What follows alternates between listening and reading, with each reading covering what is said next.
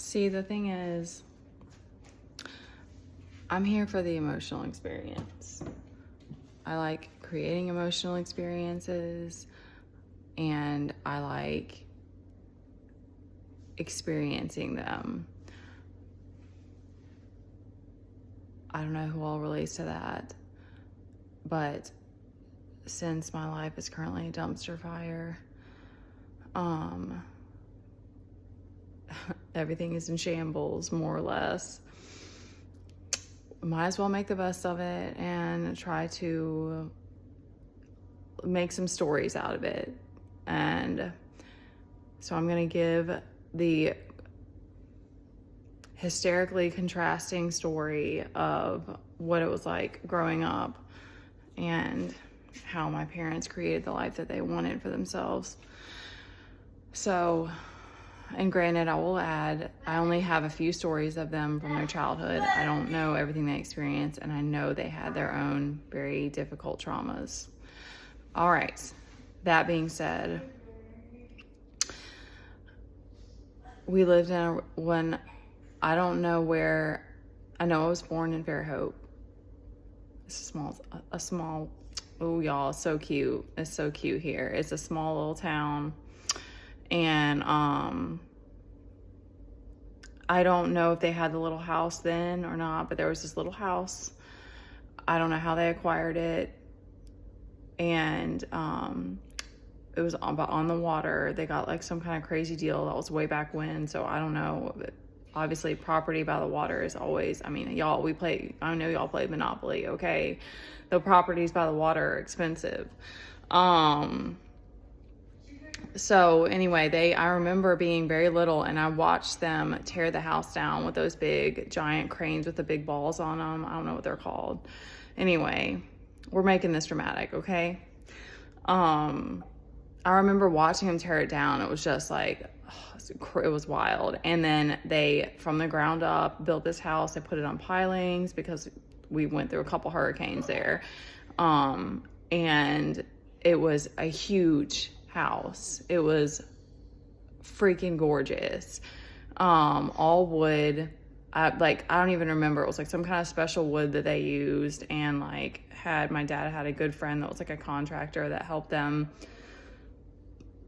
My mom got like antique furniture up in there. My dad worked for a marble and stone company for a while, so he hooked it up and put fucking marble, granite and marble up in that bitch. And they had slate in the bathroom. And honey, if you ain't never seen slate in a bathroom, there ain't nothing prettier than that. My dad built us a little tree house. I had my out in the front yard.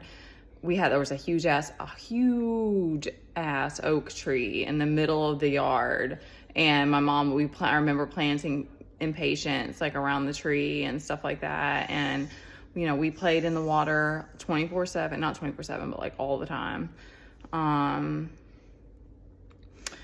Okay. I don't want to get sidetracked, but like,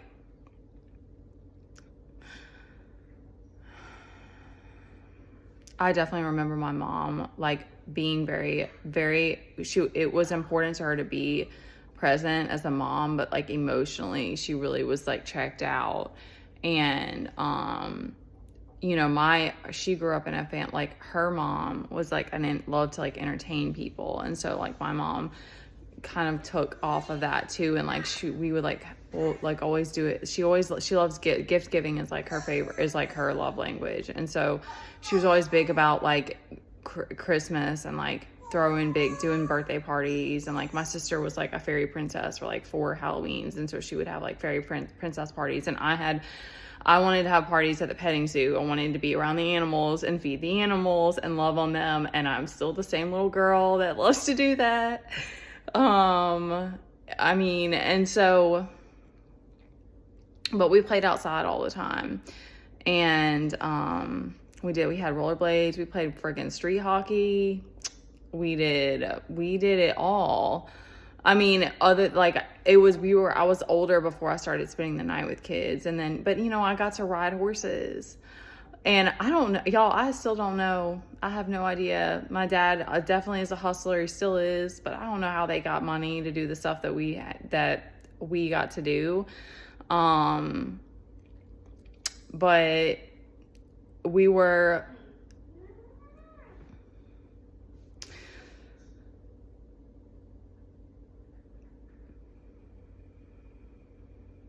that's that's what's so special about having a person to be able to like do life with and like and experience it with, because you're once you're a team, it's like you've got so much more possibility. I mean, I wouldn't need a life like that. Like, I remember my mom saying, like, I don't want you guys to experience, like, what I had to go through. But it was, like, that was some of the sadder parts, because it's, like, they didn't realize that it's, like, you're still passing down your trauma because you're not healing it. And they didn't have that, awareness and all that. But, there's, like, so many things now that I'm realizing, like, at 35, when things are falling apart in my life and I'm a single mom, and there's a degree of like, you just have to like, taking it on day after day. Like, but it's so crazy to think about what it was like growing up. And like my grandmother, when I used to go and like, she got us passes to go to Disney World. And I think that's why I think there's a lot of that of why my mom was that way, because my grandmother was the same way. Like, she wanted to create experiences, and she wanted to like leave you with memories and stuff. And I just thought that was so like badass. I just loved that. She was just a cool ass lady. And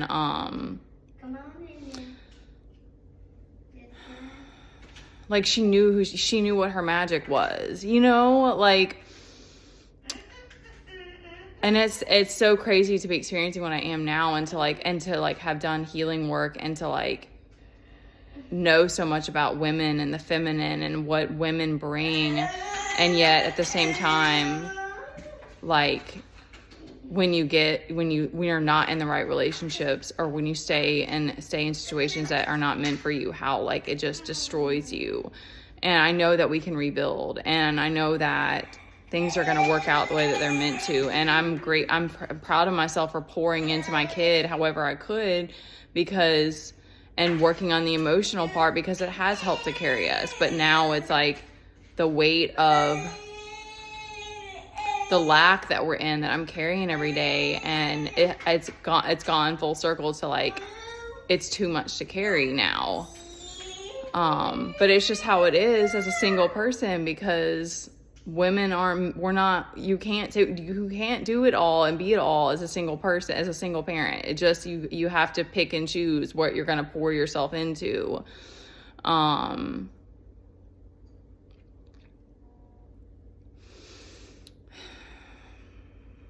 got sidetracked as I was speaking this, because I wanted it to be. So I'm so grateful for the memories, and there are other stories that maybe I'll try to speak them, because when you're going through times like this, it does help to keep you going. And I think that stories are something that like make us uniquely human, and help us to relate to each other, and find the people that that you resonate with.